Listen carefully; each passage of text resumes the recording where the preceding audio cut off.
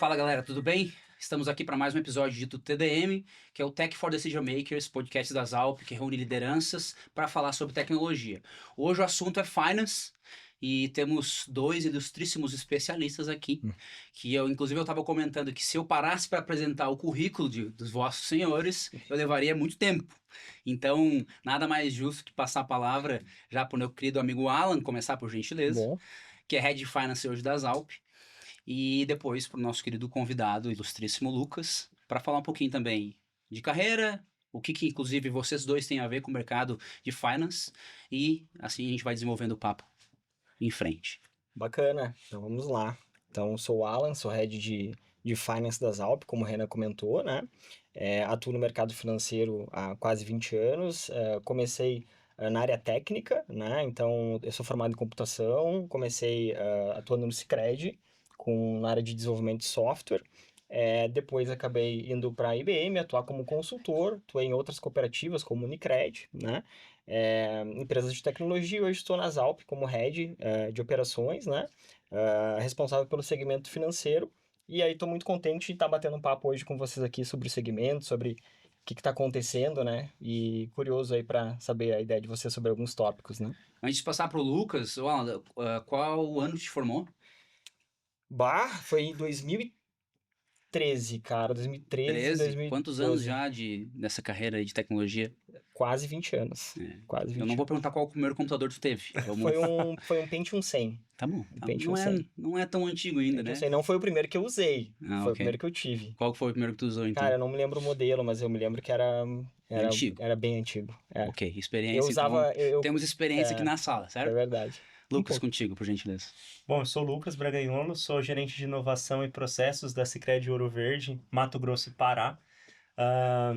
Esse ano faz 10 anos que eu trabalho com inovação, com tecnologia.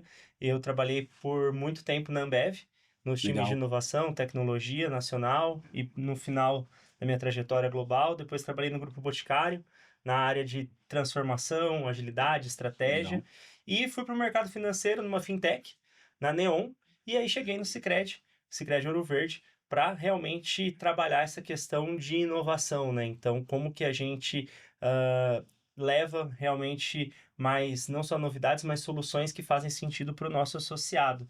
E fora isso, eu sou colunista da revista do MIT Sloan aqui no Brasil, sobre esses temas de inovação, cooperativismo, inteligência artificial. Então, é um pouco sobre isso aqui do Lucas. Vamos segurar a IA para depois, senão a É. gente já vai entrar num cenário complexo aqui. Antes da gente entrar no assunto, eu queria pedir a gentileza, Lucas, a explicar pra gente esse mundo de cooperativa, né? Nós temos clientes aqui de cooperativas, enquanto nós temos clientes de bancos tradicionais, e a gente sabe que o jogo de cooperativa, o jogo de relacionamento, de ter o cooperativismo no seu centro, ele é diferente. Então, para quem está assistindo para a gente, você poderia, por gentileza, falar um pouquinho e dar esse contexto para a gente começar o nosso papo. Sim, a cooperativa ela é uma instituição financeira também, só que ela apresenta algumas diferenças frente aos bancos tradicionais. A gente fala que nós não temos clientes, nós temos associados, ou então, igual outros sistemas cooperativos chamam de cooperados. Boa. Das várias diferenças que a gente poderia falar aqui, a principal é que, por exemplo, quando a gente fecha o nosso balanço no final do ano, a gente distribui tudo aquilo que a gente teve de resultado ali para os nossos associados, né? Quando a gente está falando de uma outra instituição financeira mais tradicional, a gente tem isso mais voltado para os seus acionistas, e a gente também tem muito essa questão da proximidade com o nosso associado, que é o nosso cliente final, né? Porque as cooperativas, elas estão distribuídas pelas cidades, né? Então, cada cooperativa atua como se fosse uma empresa independente, vamos falar assim, e consegue ter aquela ligação mais próxima com aquele próprio associado, que a gente sabe que em outros modelos talvez não teria, né? E mais do que isso, falando de tecnologias, cooperativas também têm avançado muito no investimento em tecnologia para estar cada vez mais com soluções não só financeiras no sentido de precificação, competitivas, taxas, mas também com toda essa modernidade para os associados. Sim. Alan, tua visão de cooperativas, que tu entende que é o fator diferencial, assim, do É, nosso mercado? eu acho que, tentando dar um pouco da minha visão e completando um pouco o que o Lucas falou, assim, tem um foco muito forte até por atuar em regiões para o retorno para a comunidade, né? Então, os resultados, né, que o Lucas comentou são revertidos para a comunidade, então tu vê uma atuação muito forte, né, das cooperativas atuando regionalmente, né, para a comunidade, e isso ajuda muito a fomentar, né, essas regiões e a atuação descentralizada das cooperativas fomenta muito esse tipo de atuação, né? Então, é um grande diferencial que eu vejo em relação a uma entidade centralizada, como um banco, por exemplo, né? Sim, legal. Onde ele acaba tendo isso muito centralizado e não tem um vínculo direto com uma região, uma cidade, uma localidade, né? Então, acho Sim. que esse para mim é um dos principais diferenciais, essa atuação descentralizada, né? Lucas, eu acho que é legal falar um pouquinho também sobre a questão da Ouro Verde, a região que ela está posicionada, né? Então, qual que é o tipo de cooperado nesse caso, que é ali o cliente da cooperativa? Hoje nós estamos ali na região do Mato Grosso e também na região de Belém do Pará. Então a gente atua nesses dois estados e aí temos ali a cidade de Lucas do Rio Verde, Cuiabá e a própria capital lá, Belém. E hoje o nosso perfil do associado, na verdade, são todos, né? A gente atua no segmento pessoa física, pessoa jurídica, mas a gente também atende principalmente no Mato Grosso, onde é muito forte, Aí, o agronegócio, né? Que é o nosso segmento que a gente fala assim, que é onde a gente tem um maior, não foco, mas onde a gente tem bastante oportunidade concentração, ainda e posso dizer assim. concentração de carteira, mas estamos avançando também nos outros segmentos. Legal, legal. É legal essa característica de produtores ali, né? Que Uhum. justamente fecha muito com esse estilo de cooperativa, cooperativismo por si só, né? Exatamente. Lá dentro? Não, não. Eu acho que uma coisa bacana de falar também, né? No caso, o Sicredi é uma cooperativa de varejo, né? Mas a gente tem cooperativas também que são segmentadas. Então, por exemplo, o Unicred é focada no segmento da saúde. Então, tu tem cooperativas focadas no segmento jurídico. Então, que isso vem da origem do cooperativismo, né? A atuação por segregação por atuação, né? Então, isso é uma coisa bacana de trazer também. Legal, legal, legal. Bora falar então do que a gente gosta de tecnologia. Ah, falando do teu papel, acho que a gente pode começar por ti, Lucas, que é justamente trabalhar com inovação. Qual que hoje seriam posso dizer assim, o pão quente ou os pães quentes da inovação, olhando pela perspectiva do cooperativismo, né? O que que vocês têm como cooperativa focado nesse momento? Tá. Como a gente trabalha inovação, falando de Sicredi Ouro Verde, a gente trabalha com 3 pilares, basicamente, de inovação. Um é a inovação aberta, então a gente entendeu e está muito claro que a gente não vai conseguir solucionar todos os problemas, todas as dores que a gente tem dentro de casa só com as mentes que temos dentro de casa. Então a gente trabalha muito essa questão de olhar para fora, olhar para o mercado, olhar o que outros players estão fazendo, quais são as startups que tem no mercado que podem Legal. resolver os problemas que a gente tem internamente. Então, a gente tem trabalhado muito com inovação aberta, de uma forma muito consciente, de uma forma muito segura também, que é um ponto importante para falar.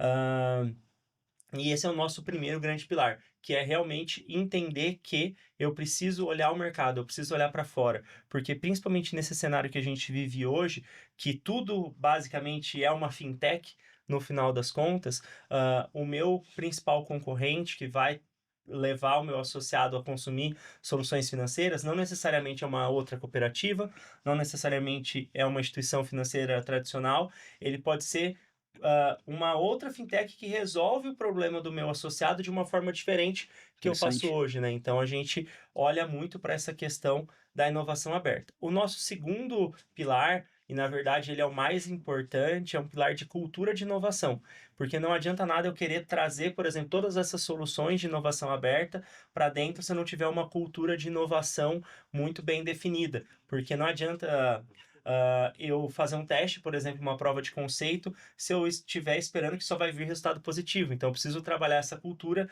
que é uma cultura do erro, mas também é uma cultura que as pessoas não olham para o problema e ficam reclamando só do problema. Elas veem o problema como uma oportunidade e pensam soluções. Então, é o nosso pilar mais importante, que é o pilar voltado à cultura de inovação. E tem o último pilar, que é um pilar que a gente chama de ecossistema, que é como a gente se relaciona com a comunidade como um todo. Porque a gente tem numa comunidade de inovação, no ecossistema de inovação, a gente tem, por exemplo, as 4 L's, a gente tem poder público. Então, como que a gente se relaciona com esses órgãos governamentais, que, por exemplo, uma FINEP da vida. Então, como que a gente vê as oportunidades que a gente tem para trabalhar com eles? A gente tem academia, então as universidades, ICTs, então como a gente consegue buscar inovação nesse tipo de núcleo? A gente tem outras empresas privadas que eles se encaixam nos hubs de inovação, se encaixam outros parceiros que a gente pode ter também, como a própria Zalp, Uhum. e temos também ali o que a gente chama de sociedade civil organizada. Então, a gente tá ali com parceiros muito fortes também, como, por exemplo, o Sebrae, que representa muito essa questão de sociedade civil. Então, a gente olha nesse pilar de ecossistemas para essas 4 hélices na nossa região de atuação e como a gente consegue correlacionar os nossos desafios internos com as necessidades da comunidade e, através disso, ter os melhores relacionamentos e as melhores conexões. Porque uma coisa muito clara quando você vai trabalhar com ecossistema de inovação é que não adianta você chegar, você como corporate, com um projeto, uma ação que você quer fazer para aquela comunidade, sem olhar se aquilo lá realmente é uma necessidade da comunidade e se está sendo bom para ela. E é muito comum isso acontecer. Então, a gente trabalha muito forte esse terceiro pilar também, muito buscando construir junto, porque aqui entra uma outra visão e uma outra forma muito fácil de participar disso, que é patrocínio. Então a gente evita ao máximo levar isso para o lado financeiro. A gente até fala no Sicredi, né, que não é só dinheiro, até com quem contar. Então, como a gente leva uma visão de co-construção e de agregar valor para tudo aquilo que a gente entra. Porque no final eu quero ser relevante pelo conteúdo, não pelo dinheiro.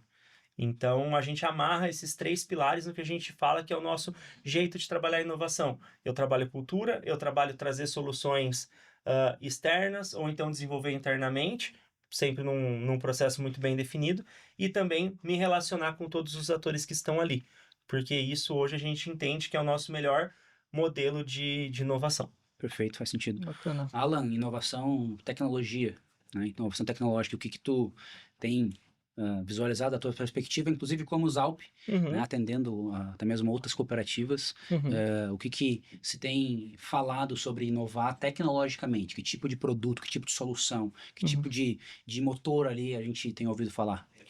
Então, eu acho que o que eu tenho visto, assim, e é uma coisa que não muda, assim, os problemas eles são muito similares entre cooperativas do mesmo sistema, entre diferentes sistemas cooperativos, né, entre instituições financeiras em geral.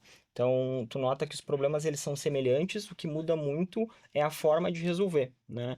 E na nossa linha de especialização por vertical, onde a gente entende a dor do cliente, entende o negócio, a gente consegue trazer soluções, Sim. né, que foram aplicadas às vezes até em outras indústrias para que a própria cooperativa, né, ou o próprio cliente consiga entender o que que faz mais sentido para aquela dor dele, né? Porque muitas soluções elas são muito customizadas e a gente não percebe frameworks prontos funcionando, né, Lucas? Eu acho que o que funcionou na Ouro Verde talvez não funcione em outra cooperativa e vice-versa, por causa da cultura da cooperativa, em função do ambiente tecnológico. Você tem uma questão regional nesse caso? O apetite a trabalhar mais ou menos a questão da tecnologia, tem questões que são regionais mesmo, né? Exatamente. Então, e isso é um ponto interessante quando a gente fala de inovação, né? Porque pensando de uma outra forma, olhando o lado positivo, a gente consegue ter vários experimentos rodando ao mesmo tempo. Uhum. Porque você pega o mesmo problema e 3 cooperativas diferentes, Uhum. cada um resolve de um jeito. E todas elas acham que a sua solução é a melhor, ou então o problema está sendo resolvido de 3 formas diferentes. Exatamente. Então a gente tem 3 opções ali para olhar e falar assim, não, essa daqui é a mais benéfica. Mas aí você vai olhar, mas isso é mais voltado para uma cooperativa que atende mais o público varejo, pessoa física. Então faz sentido. Ah, mas uma que atende mais o agro, essa outra vai fazer mais sentido. Então é muito plural quando a gente fala das cooperativas mesmo. E às vezes, né, Lucas, até mesmo dentro da própria cooperativa, a solução pode ser diferente. Então, por exemplo, cooperativas em expansão, a expansão de cooperativas para diferentes territórios tem sido algo bem frequente, né? A própria Ouro Verde está expandindo aí para outras regiões, formalizou faz pouco tempo, né, a expansão para o norte. Até tu pode depois abordar um pouquinho esse assunto, mas talvez as soluções que tu aplica hoje na região do Mato Grosso não vão ser as mesmas soluções que tu vai aplicar em outras regiões, justamente porque muda o público, né? Muda a linha de negócio, então muda o produto. Então, tem que, o que eu percebo é entender, assim, o máximo possível a dor da cooperativa para que tu possa ter um leque de soluções já aplicadas em outras cooperativas ou em outras indústrias, né? E a gente pode entrar em IA, enfim, para aquela dor, né? Então, isso é o que eu acabo percebendo. Não existe um framework, não existe uma receita de bolo para um problema. Existe um cenário, um contexto onde a gente tem que ver as soluções disponíveis e conversar sobre elas, fazer um teste, validar, enfim, né? Com certeza. Perfeito. Deixa eu dar um passo atrás. Eu te falou uma coisa interessante na tua fala, Lucas, que é esse jogo de cooperativa. Existem várias cooperativas, sejam por região, mas só explica pra gente como é que funciona essa dinâmica de tecnologia. Então, assim, os sistemas. Como é que uma cooperativa trata sistemas aquela própria. Desculpa. Como é que uma cooperativa trata sistemas dentro da própria cooperativa? Ou não, ela se comunica com a central. Sistemas core, a central define, faz o rollout para as outras cooperativas. Como é que funciona essa cadeia de decisão e adoção de ferramentas ali? Tá? Hoje a gente tem, né? Acho que vou dar mais um passo para trás para explicar como que é a estrutura organizacional de uma cooperativa de Perfeito. crédito, né? Por exemplo, do Sicredi. A gente tem a nossa confederação, que fica lá em Porto Alegre, nosso centro administrativo Sicredi. Aí depois nós temos hoje 5 centrais, e dentro das centrais a gente tem as cooperativas. Então hoje Ouro Verde está no que a gente fala que é a Central Centro-Norte, onde tem mais 9 cooperativas. E nós somos uma delas, né? E aí, falando dos sistemas de tecnologia, todos eles são fornecidos pela confederação, pelo Centro Administrativo Sicredi. Então, todo o nosso core de crédito, tudo aquilo que a gente utiliza de soluções financeiras padrão e também os nossos produtos e serviços é o mesmo para todas as cooperativas. Mas quando a gente vai olhar para soluções de problema, e obviamente, né, imagina que hoje no sistema Sicredi eu estou falando de 100 cooperativas.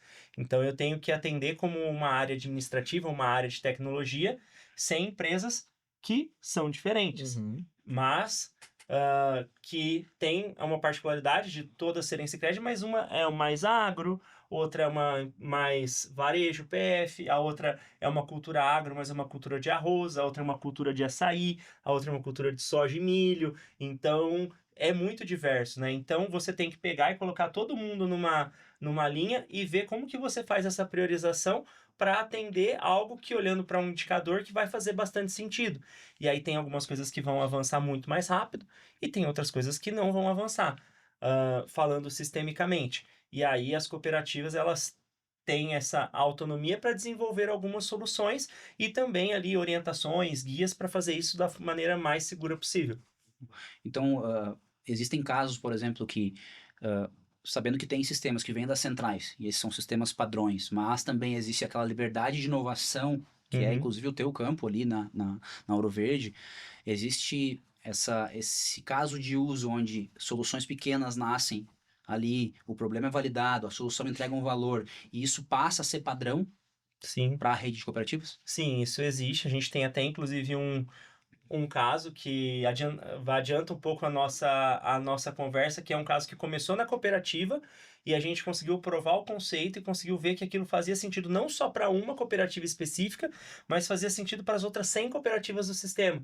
Então, essa solução que começou como Ouro Verde foi testada por outras cooperativas, hoje ela funciona em todo o sistema Sicredi. Então, isso também mostra que as cooperativas podem ser esse grande laboratório de inovação. Porque você imagina, você tem 100 laboratórios de inovação funcionando pelo país inteiro, onde cada um pode estar testando alguma coisa diferente e pode estar validando ou invalidando, gerando aprendizado, para que no final do dia o sistema Sicredi como um todo possa estar cada vez mais inovador. E aí não é por acaso que, falando do sistema Sicredi como um todo, a gente foi reconhecido e já faz 3 anos que somos reconhecidos ali na Sem Open Startups como instituição financeira que mais fomenta esse ecossistema de inovação aberta. E olhando para a premiação do ano passado, que premiou a década inteira, nós também fomos reconhecidos como instituição financeira que mais Que legal. fomentou isso. Então, eu vejo que é muito a gente saber como a gente usa toda essa capilaridade que a gente tem para fazer os melhores testes e mais do que isso, né, para a gente entender como que isso resolve os problemas que são estratégicos. Uhum. Porque no final tem muito problema, você tem que resolver o que é estratégico, porque senão você tá ali gastando tempo, gastando bala, gastando recurso com coisa que pode ser muito legal, mas talvez não vai pagar a conta no final do dia. Perfeito. Alan, consegue, sem revelar segredos, né, falar de projetos de tecnologia, de cooperativa? O que que se tem falado, o que que se tem construído, que tipo de problema, né, tu tem tido contato para tentar resolver? Claro. Eu vou, Lucas, né, traz questões de inovação, vou tentar pegar uma visão sobre um outro ângulo, digamos assim, né? Diferente de uma fintech, né, que já nasce com um ambiente, já nasce com IA, já nasce com um ambiente tecnológico já quase que padronizado tecnicamente, sem débito técnico, sem legado e já pode construir em cima daquilo. As cooperativas, assim como bancos tradicionais, né, eles têm um legado, né, eles têm um histórico, né, e eles chegaram onde eles chegaram através desse legado, né, e para chegar onde eles estão, eles construíram uma série de soluções. E eles acertaram, erraram em algum momento, então tu tem sistemas legado, que hoje são, né, às vezes eles se comunicam, às vezes eles não se comunicam, e às vezes a comunicação são as pessoas, né? E o grande desafio que a gente conversa hoje com cooperativas e com bancos tradicionais está muito relacionado a melhorar a eficiência, tanto do ponto de vista tecnológico quanto de processo, né? Porque existem muitos processos que foram adaptados em função de tecnologia ou de sistemas legado que não se comunicavam e que a gente agora consegue ajudar a conectar, fazer a ponte entre esses sistemas para que tu ganhe eficiência, né? Então a gente tem agora uma grande oportunidade de conseguir ajudar as cooperativas a otimizar os seus processos internos, né? Utilizando tecnologia e utilizando boas práticas de outras indústrias, né? Então a gente trabalha muito com as cooperativas na área de automação, por exemplo, né? Desenvolvimento, dados, são todas áreas onde a gente ajuda a estruturar algum processo legado para que ele tenha mais eficiência, né? Porque falando de produtos, assim, né, Lucas, a gente vê o Open Finance trazendo uma série de novidades, assim, questões regulatórias, mas eles são os mesmos produtos para todas as instituições. Então, os mesmos produtos financeiros que tu encontra numa cooperativa, tu vai encontrar numa fintech.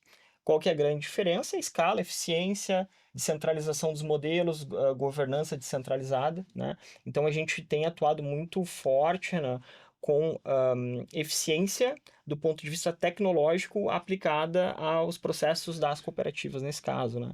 E aí a gente entra desde consultoria conectando o negócio com tecnologia, a gente entra para fazer modernização de sistemas legado, a gente entra para fazer automação, então uma série de coisas que são necessárias hoje porque se tem um legado e que esse legado agora passa a precisar de uma modernização, né? Então, isso é um dos pontos fortes, assim, que a gente vem mais atuando nas cooperativas de crédito hoje em dia.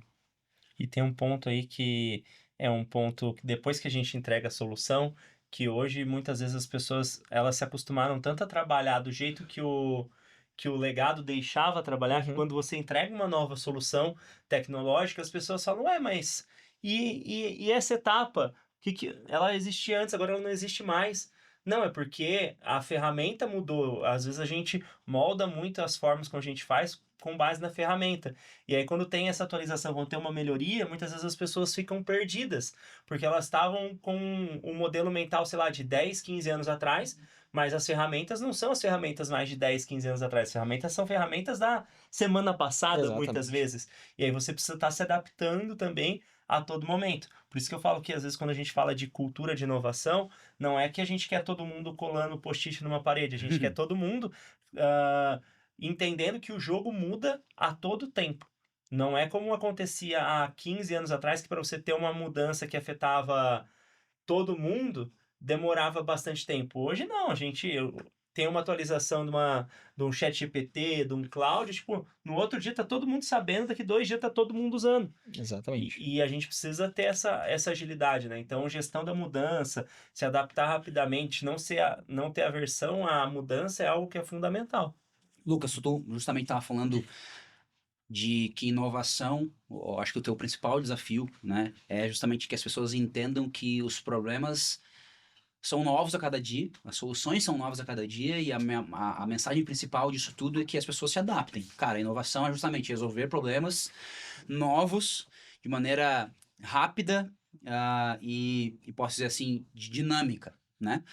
Mas falando de case, cara, tu consegue dar pra gente um case recente ou não, sem revelar os segredos da Sicredi, que tu atacou, né, de maneira tecnológica, com alguma tecnologia XYZ, tu conseguiu resolver ou está resolvendo, né? Tá. Hoje, os nossos maiores desafios, eles estão voltados, não é um privilégio nosso, é a questão da inadimplência. Então, como que eu controlo a inadimplência? Como que eu trabalho esse grande problema hoje? Eu preciso conceder crédito melhor, então eu preciso ter melhores modelos, melhores análises de crédito para conseguir emprestar da forma mais segura possível e também tendo as melhores garantias. Então, hoje a gente tem trabalhado muito soluções, modelos de machine learning para que a gente consiga fazer essa concessão da maneira mais ágil e segura. Então, a gente tem alguns modelos internos, aí é legal falar como o sistema Sicredi como um todo tem trabalhado essa solução. E aí, por exemplo, as cooperativas podem criar os seus modelos, mas a gente tem ali o nosso centro administrativo também criando e disponibilizando esses modelos e deixando, né, para que as cooperativas possam pegar e possam consumir internamente. E aí, de novo, entra uma coisa muito legal. Eu posso olhar, posso testar um modelo e posso olhar, por exemplo, o modelo de uma cooperativa A, um modelo do centro administrativo e o meu modelo. E aí eu posso fazer, por exemplo, um teste comparativo entre eles e ver, por exemplo, que o modelo da cooperativa A é melhor que o meu e também é melhor que o do centro administrativo. E aí eu consegui trabalhar isso. E aí a gente tem cases já desses modelos de concessão, onde a gente conseguiu aumentar a concessão e conceder para pessoas que a gente não concederia, para associados que a gente não concederia, e a inadimplência diminuiu. E a gente conseguiu, em alguns casos, aumentar o spread de crédito. Então, essa é uma das soluções e um dos problemas que a gente tem cada vez mais olhado, né? Porque é um cenário que o Brasil inteiro está passando por um momento de inadimplência. A gente vê as famílias cada vez mais endividadas, então a gente precisa não só olhar pensando na cooperativa, mas pensando na pessoa que a gente está emprestando dinheiro também, porque muitas vezes um crédito mal concedido, ele pode muitas vezes quebrar um negócio, e dependendo do negócio, dependendo da cidade que eu estou falando, eu quebro uma cidade inteira com um crédito mal concedido, que acaba às vezes virando uma recuperação judicial e por aí vai. Sabe? Então, essa é uma das frentes que a gente tem atuado muito na concessão muito mais assertiva e olhando para o outro lado, que é o lado da recuperação de crédito. Então, a gente tem buscado e tem atuado com soluções para que a gente consiga recuperar esse dinheiro que foi mal concedido, ou então que por uma ou outra situação o associado passou por um momento de dificuldade e agora a gente precisa atuar na parte de recuperação. E aí a gente tem um case muito legal que ele combina 2 dos nossos pilares de atuação de inovação, que é a parte de cultura, que a gente trabalha um programa de intraempreendedorismo lá na cooperativa, onde a gente, a partir do planejamento estratégico, a gente tira ali os desafios a nível macro. Então a gente tirou, por exemplo, como nós podemos buscar formas alternativas de recuperar crédito, isso foi em 2024, tá? E aí os colaboradores se inscrevem e eles vão ali fazer método de pesquisa, de experimentação para resolver esses problemas. E aí, a partir disso, um colaborador da área de recuperação de crédito teve a ideia de buscar essa forma de recuperação com inteligência artificial. E aí ele falou assim, olha, eu não consigo desenvolver, mas eu vejo que a gente pode buscar uma empresa externa que faz. E aí a gente foi atrás, através do outro pilar, que é a inovação aberta, encontramos uma startup para fazer essa cobrança ali nos canais, por exemplo, WhatsApp. E aí a gente fez a prova de conceito, a gente validou essa solução, e essa solução hoje ela já está funcionando no sistema Sicredi como um todo. Então você pega um programa de intraempreendedorismo que surgiu ali para ensinar os colaboradores a fazer inovação e aprender sobre o tema, onde ele viu um potencial que era um problema estratégico da cooperativa que hoje, na verdade, está englobando o sistema Sicredi como um todo. E falando dos nossos números, a gente já tem, de forma indireta, recuperada mais de 3 milhões de reais. Por que eu estou falando indireta? Porque é uma inteligência artificial que atua fazendo cobrança no WhatsApp. Então, ela manda uma mensagem para você, e ela é tão boa assim na conversa que muitas vezes o associado vai na agência querendo falar com a pessoa, que é o nome da inteligência artificial. E aí por isso que a gente fala que é uma recuperação indireta, porque ela pode negociar e fechar o acordo ali no própria plataforma, no próprio WhatsApp, ou então ela direciona para a agência. Então tem muita gente que vai direto na agência e a gente não consegue metrificar isso por conta de não estar fechando ali na plataforma. E um ponto que eu achei muito interessante nesse caso da inteligência artificial, voltada à cobrança, que como todo modelo, né, de programação, de tecnologia, a gente define parâmetros, principalmente agora com as LLMs, né, como você quer que atue e tudo mais, e a gente teve alguns casos que ela atuou de uma forma muito humana. Não foi só, beleza, estou entrando em contato para fazer uma cobrança e vou negociar em cima disso. Não, eu não posso falar agora que eu estou numa situação onde eu estou no hospital, eu tenho uma pessoa da família que está na UTI. Não, tudo bem. Você volta a falar comigo quando você tiver passado por essa situação, desejo melhoras para fulano, ciclano, beltrano. Então, e a gente parametrizou isso, e a gente teve alguns cases que realmente aconteceu. Então, a gente vê que a gente consegue trazer esse lado humano do cooperativismo para que a tecnologia ela não substitua a pessoa, mas que ela consiga realmente ali fazer o papel dela da melhor forma possível. Então, hoje, igual eu te falei lá no começo, a gente está com esse desafio, porque você resolve ele, só que você não resolve numa totalidade, você resolve um prisma desse desafio. E aí você tem que olhar as outras partes, né? Então, eu estou olhando ali modelos para conceder melhor, estou olhando ali uma forma de recuperação, só que eu tenho outros universos ainda ali para explorar, né? Então, eu tenho que olhar, por exemplo, concessões para empresas, concessões para o agro, outras formas também de recuperação além dessa. Então, esse tem sido o nosso grande desafio. Olha como é interessante, né? Porque na tua fala, tu sempre reforça, a gente vê que na cooperativa realmente esse é um foco, né? Que é, cara, o cooperado precisa estar no centro, o foco é o cooperado, até mesmo a região. E isso, cara, é uma coisa que realmente eu não tinha visão. E justamente uma pergunta minha é como, agora já entrando no assunto de AI, que não tem mais como voltar, como que vocês lidavam com justamente em manter essa cultura de tratamento próximo, tratamento humano, mas agora tendo que obrigatoriamente, né, não haja discussão mais, né, que exista uma adoção de AI, seja qual camada for. E quão interessante é a gente ouvir que a AI está conseguindo cumprir esse papel replicando um comportamento humano, um comportamento que tem ali uma preocupação com a vida da pessoa, literalmente, né, mesmo sendo um banco. Então, eu achei muito interessante essa questão de como aplicar a AI de uma maneira humana e que, inclusive, a pessoa vai na agência para conversar com a AI, né? Então, esse é um problema bom de ser resolvido, inclusive, né? Mas, Alan, na tua perspectiva também, não só, de novo, lidando com o Sicredi, o que tu entende mais que a gente tem de soluções e oportunidades agora? Já vou passar para ti o assunto, né? AI. O que a indústria... O que está enxergando que a finance como um todo está apresentando de risco ou até mesmo de oportunidades quando a AI chega nesse cenário? Perfeito. Eu tenho uma visão muito pessoal e eu tenho uma visão que é mais, eu acho, de mercado, né? A minha visão mais pessoal, é até muito conectado, assim, com o que a gente faz nas Alp, é que AI é uma ferramenta, né? É uma tecnologia, uma ferramenta, e a gente precisa treinar pessoas para usar a tecnologia da melhor forma, né? Senão a gente vai ter um exército de pessoas utilizando uma tecnologia muito superficialmente, sem extrair nenhum resultado e muitas vezes dando retorno negativo de várias formas, né? Então eu acredito que as empresas hoje, em linhas gerais, e a gente apoia muito isso, né?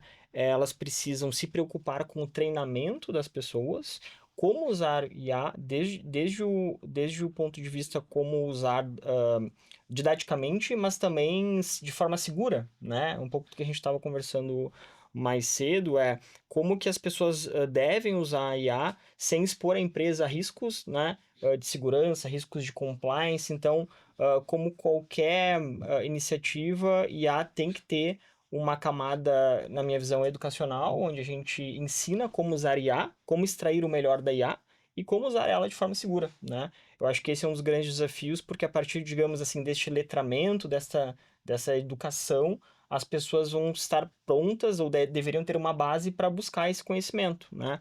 E o quanto mais as empresas, cooperativas suportarem essa trilha de conhecimento, eu acredito que os resultados eles vão começar a aparecer na linha do tempo, né? Então, eu acho que por ser uma ferramenta, as pessoas precisam entender como ela funciona, né? Muito bem. Essa é uma visão pessoal minha.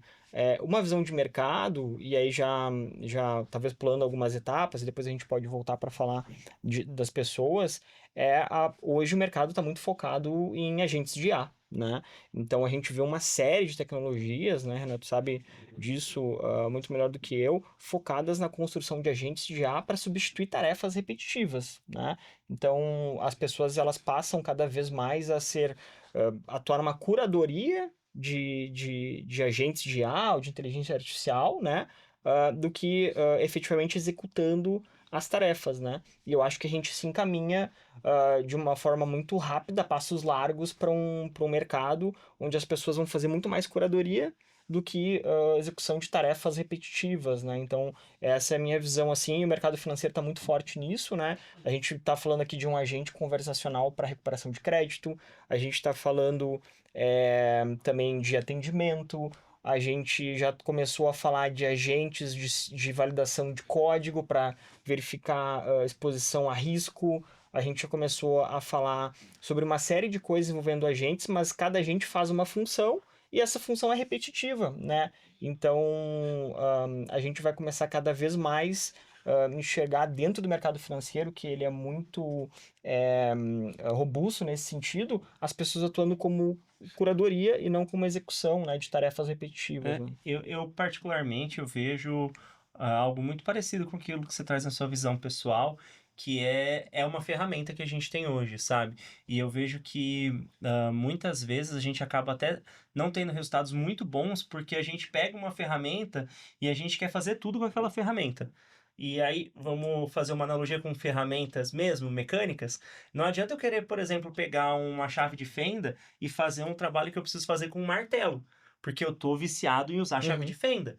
Então eu vejo que com a AI é a mesma coisa. A gente tem hoje um boom de AI, de agentes de inteligência artificial, de skills, de agentes orquestradores agora, que no final todo mundo quer criar uma solução de IA, quer vender uma solução de IA, toda empresa é AI first, ou então todo diferencial de uma startup é porque ela tem AI. Só que eu li um artigo que saiu em setembro do ano passado, do MIT, que 95% das soluções, empresas, né? 95% das empresas, das soluções que são testadas falham, ou então não escalam.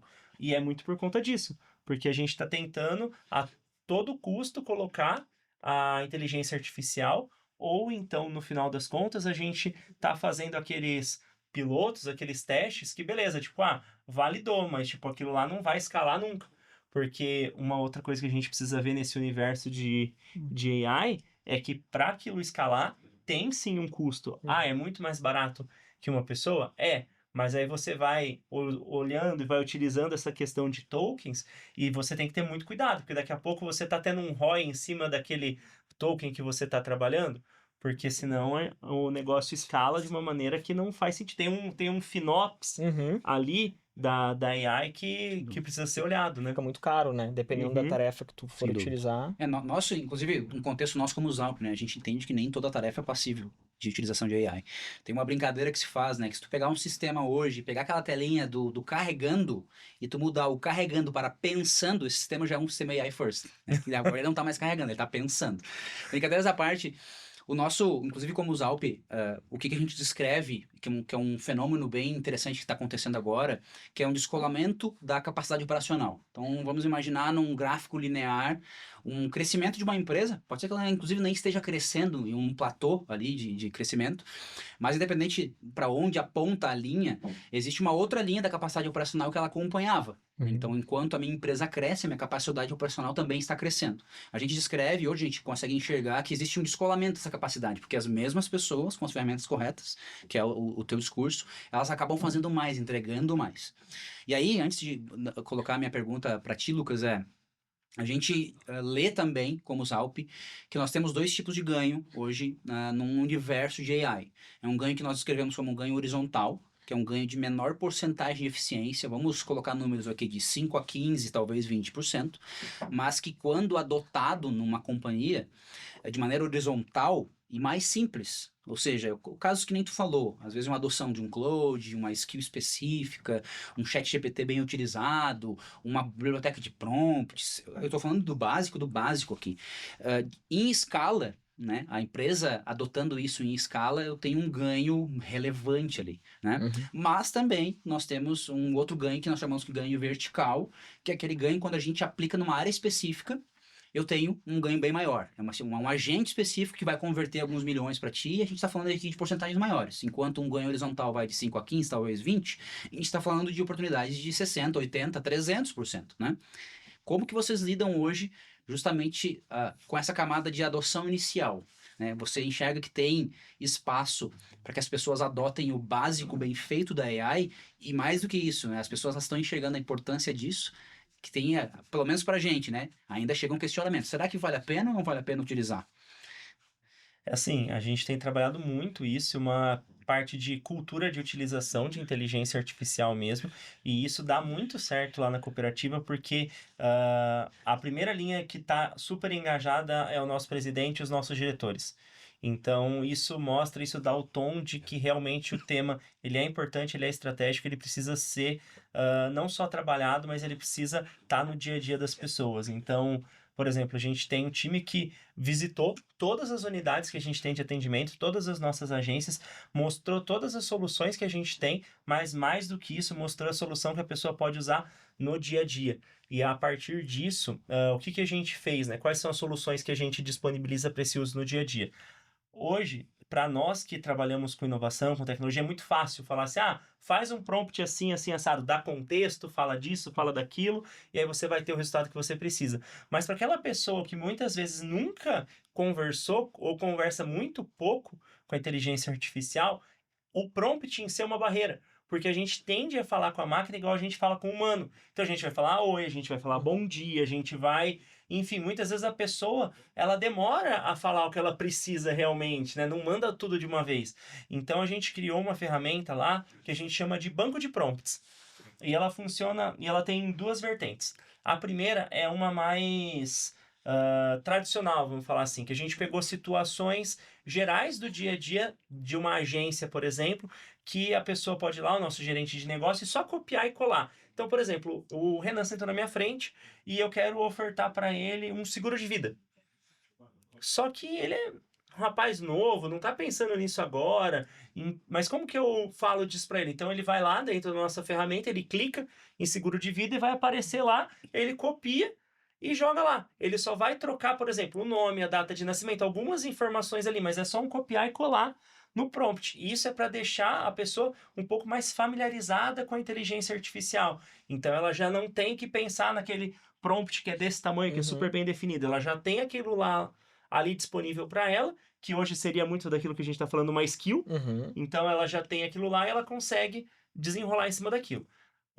E uma outra derivação disso a gente tem uma ferramenta interna que é uma ferramenta de dúvidas, que as agências podem abrir para a sede administrativa e as áreas podem abrir entre si, para que a gente consiga ter esses registros de atendimento, volumetria e tudo mais. O que a gente fez? A gente extraiu toda essa base de informações, de perguntas e respostas dos últimos 12 meses, e a partir disso a gente extraiu ali, com o auxílio de um agente, quais são as principais dúvidas que cada área mais recebe.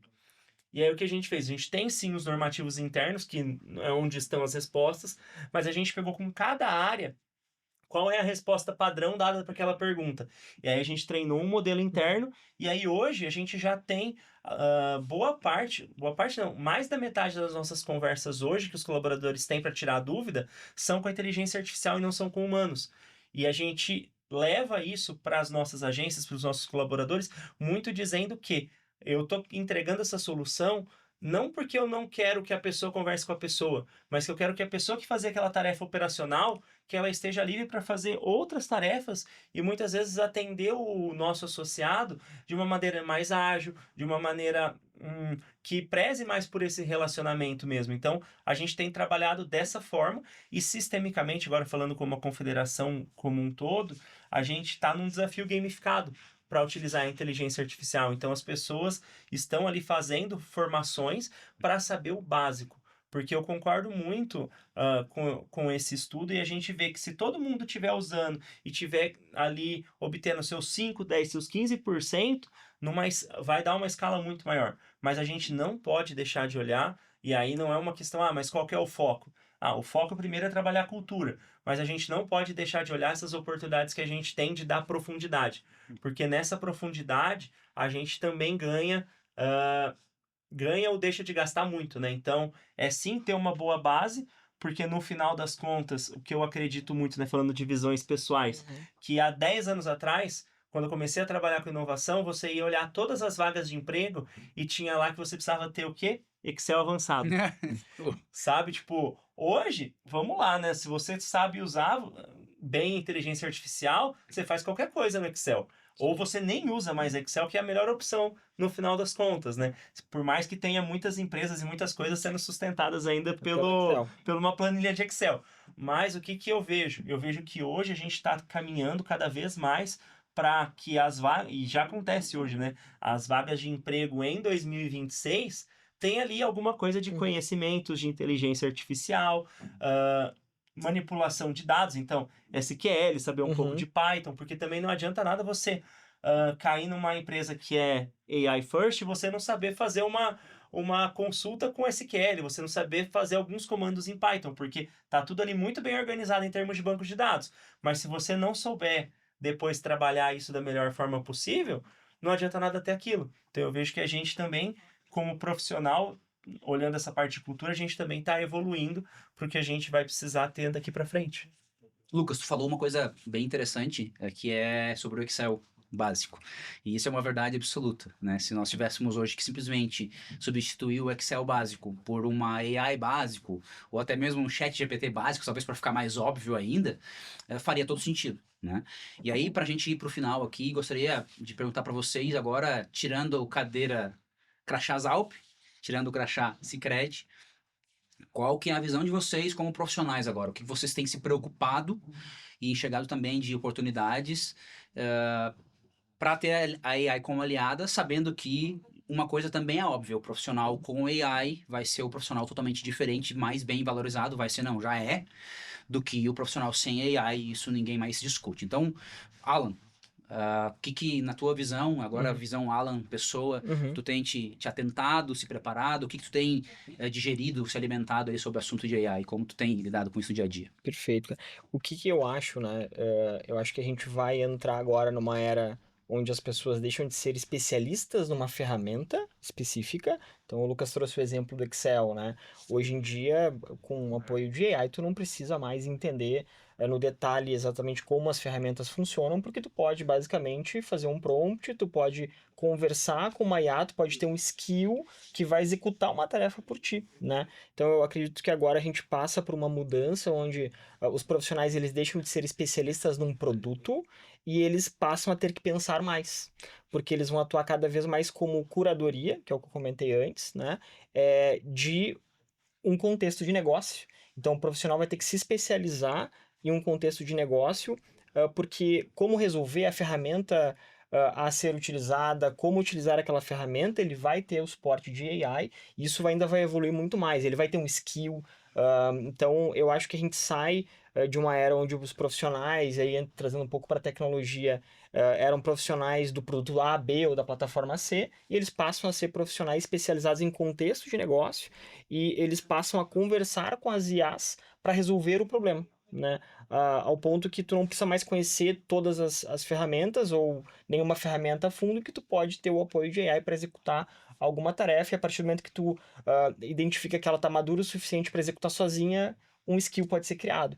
Então, eu acho que a gente caminha nessa linha, e o profissional ele vai ter que ser muito mais crítico, vai ter que ter um pensamento crítico, vai ter que conseguir analisar dados, e ele vai ter que ter uma autocrítica muito maior do que existia antigamente. Porque o resultado, a execução, ela tá muito facilitada. Alan, deixa eu antes de passar pro Lucas, eu vou fazer uma pergunta, né?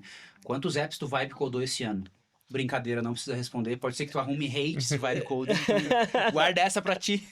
Lucas, no teu caso, como é que tu tem lidado com o assunto AI como profissional? Não, e até pegando essa fala tua final, eu vejo que essa questão de validar mesmo, a gente vai precisar cada vez mais se desenvolver para que a gente tenha realmente esse conhecimento, que ele pode ser um pouco mais generalista em vários assuntos, porque hoje a inteligência artificial, ela vai conseguir dar uma profundidade que a gente não consegue. E mais do que isso, a gente não pode cair na tentação de querer mostrar que a gente é melhor que a ferramenta. Porque ainda tem muita gente hoje que fala assim, mas olha lá, eu fazendo aqui, eu não demorei muito mais que a inteligência artificial. Ou então, ela fez um erro de 3%, eu fiz um erro de 5%. Então, tem muita gente que eu vejo ainda que quer competir com a inteligência artificial. E eu vejo que isso não vale a pena olhando para o futuro.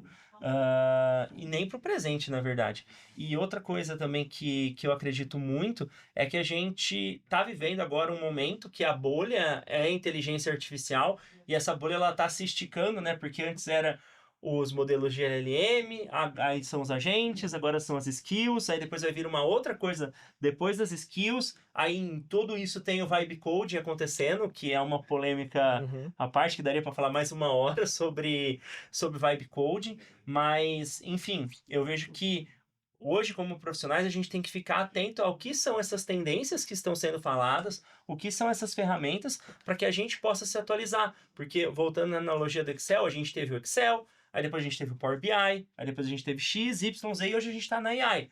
E se você foi o profissional que ainda está no Excel e você ficou parado esses 10 anos de 2016 a 2026, hoje provavelmente você não tá onde você poderia estar se você tivesse se atualizado. Então, eu acredito muito naquele profissional que ele não é apegado naquilo que ele faz, principalmente, porque olhando hoje, a gente tem visto muito questão de transição de carreira, né? A pessoa, hoje, ela é formada, sei lá, em educação física, nutrição, e ela trabalha como desenvolvedora, porque ela entendeu que tem muita oportunidade na área de tecnologia, e ela fez um curso de transição de carreira, ela fez qualquer coisa e ela está trabalhando com isso agora. Mas pode ser que daqui 3, 4, 5 anos as oportunidades estejam em outro lugar. Então eu vejo que o que a gente menos tem que ser como profissional é apegado, e tem que ter algumas convicções que a gente tem que ter menos. Principalmente em relação às ferramentas. Tem gente que vira muito escravo de ferramenta. E aí depois, quando a ferramenta muda, quando a ferramenta deixa de existir, a pessoa fica meio fora do eixo, sabe? Então, até olhando muito para essa questão da inovação, da adaptabilidade, como ela conversa com a tecnologia, eu acredito muito nisso. E mais do que isso, né? Eu sei que a gente não vai entrar no mérito, ainda bem, do vibe coding, mas eu vejo que essa questão do profissional generalista, ele até vai corroborar com isso.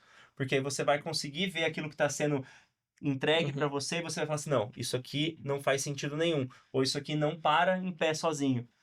E aí depois, como isso escala, aí a gente vai precisar realmente deixar para a inteligência artificial junto com a pessoa que sabe dar o bom comando. Eu gosto muito do conceito que a Microsoft trabalha de copiloto.